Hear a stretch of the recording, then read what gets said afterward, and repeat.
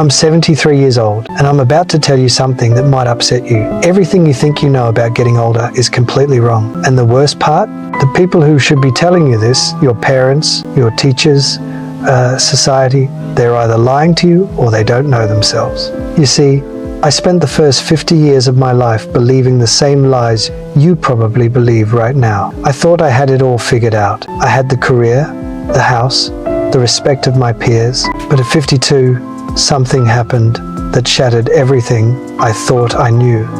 And what I discovered in the 21 years since then has completely changed how I see life, death, and everything in between. But before I tell you what happened, I need you to understand something. The reason I'm making this video isn't to impress you or to make myself feel wise. I'm making this because I'm running out of time and there are things you need to hear before it's too late. Not for me, for you. At 52, I had what doctors call a cardiac event. That's a fancy way of saying my heart tried to kill me.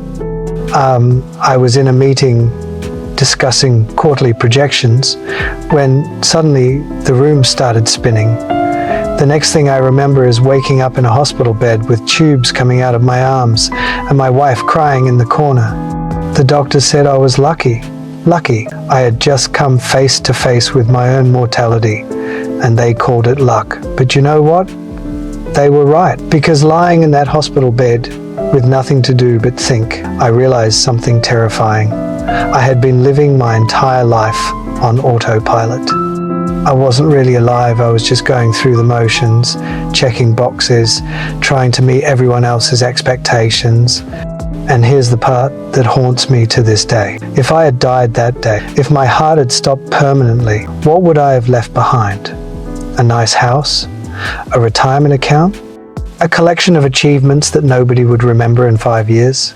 Let me tell you the biggest lie you're probably telling yourself right now. I have time. I'll do that later.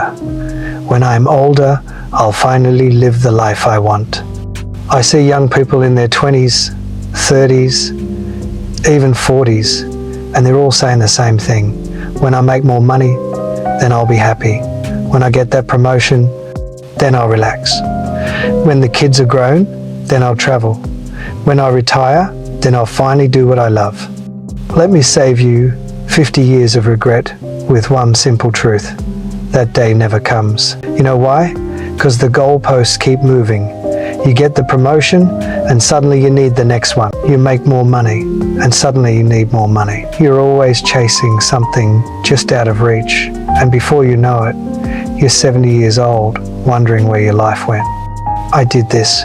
I spent 30 years climbing a ladder, only to realize when I got to the top that it was leaning against the wrong wall, and you can't climb back down and start over. Time doesn't work that way. Here's something nobody tells you when you're young. Success is a terrible goal. And I say this as someone who achieved everything I set out to achieve. I made partner at my firm, I bought the house, I had the respect of my colleagues, and you know what? None of it mattered.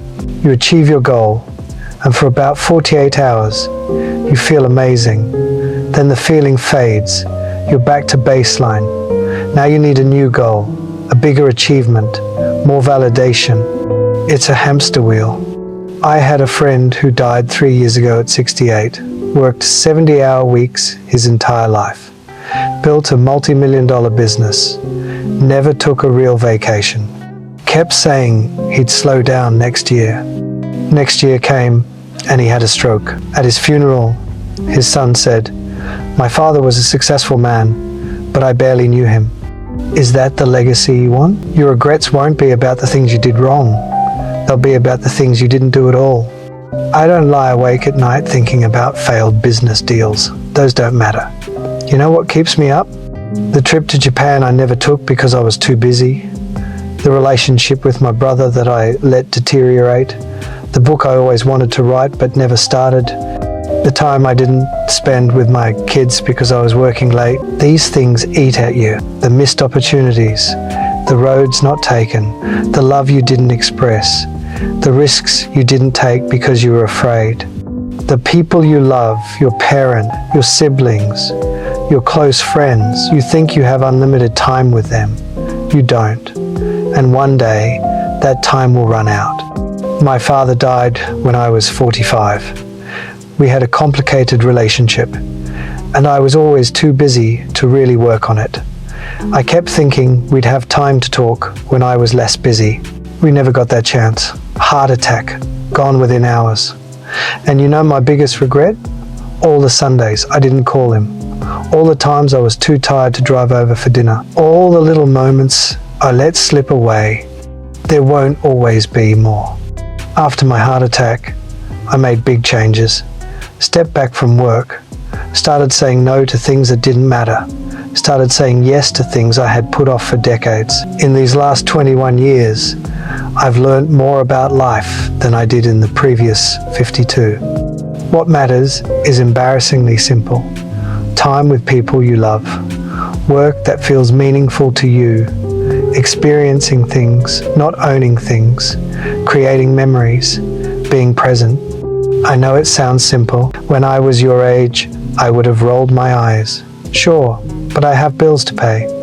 And yes, you do. I'm not saying quit your job. I'm saying don't sacrifice what matters for what doesn't. Here's a question I want you to ask yourself, and I want you to answer it honestly. If you died tomorrow, would you be satisfied with the life you've lived so far? Not would people be impressed by your eulogy, not did you achieve enough, just would you be satisfied? If the answer is no, then what are you waiting for? What are you doing with your time that's so important that you're willing to gamble your one precious life on it? I'm 73 years old. I've been lucky enough to have good health since that heart attack. But every morning when I wake up, I'm aware that I'm on borrowed time. We all are, really. But most young people don't realize this. They think they're invincible. They think they have forever. You don't. I have grandchildren, 3 of them. And when I look at them, I see the same patterns I see in most young people today. They're stressed, they're anxious, they're chasing things that won't make them happy. They're making the same mistakes I made. And I try to tell them, I try to share what I've learned. But you know what? They don't really listen. Not because they're bad kids, but because they can't. They're living in the storm right now. They can't see the patterns yet. They think their situation is unique, that the old rules don't apply to them. That's why I'm making this video. Because maybe, just maybe, if enough people hear this message, someone will actually listen. Someone will make different choices. Someone will avoid the regrets that haunt people like me every single day. You're getting closer to death. Nobody likes to think about this. But you don't have unlimited time. Neither do the people you love. Your parents, if they're still alive, they're getting older every day. One day, probably sooner than you think, they won't be here. Your friends, your spouse, your children, none of these relationships last forever. So what are you going to do? Keep putting off that phone call? Keep postponing that trip?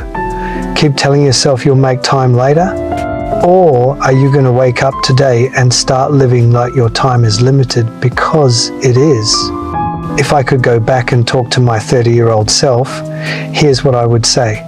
Stop trying to impress people who don't matter. Stop sacrificing your health for your career. Stop putting off joy until someday. Stop waiting for permission to live the life you want. Start calling your parents more often. Start taking the trips you dream about. Start doing the things that scare you. Start saying no to obligations that drain you. Start saying yes to experiences that fulfill you. And most importantly, start now. Not next year, not after this project, not when you have more money or more time or more whatever, now. Because I promise you, the perfect time will never come. Life will always be messy and complicated and full of reasons to wait. But if you wait, you'll wake up one day and realize you waited your entire life away. I'm 73. If I'm lucky, maybe 10 or 15 more years, maybe 20 if blessed, probably less. And I'm okay with that, because these last 21 years have been the richest of my life, not because I made more money, because I finally started living intentionally, appreciating every day, prioritizing what matters. I've traveled to places I always wanted to see, deepened relationships with my children and grandchildren, pursued hobbies I put off, forgiven people I held grudges against, said I love you countless times. I'm happier now at 73 with less time ahead than I was at 30 when I thought I had all the time in the world. That's the irony. When you understand time is limited, you start to actually live. You stop wasting it. You stop postponing joy.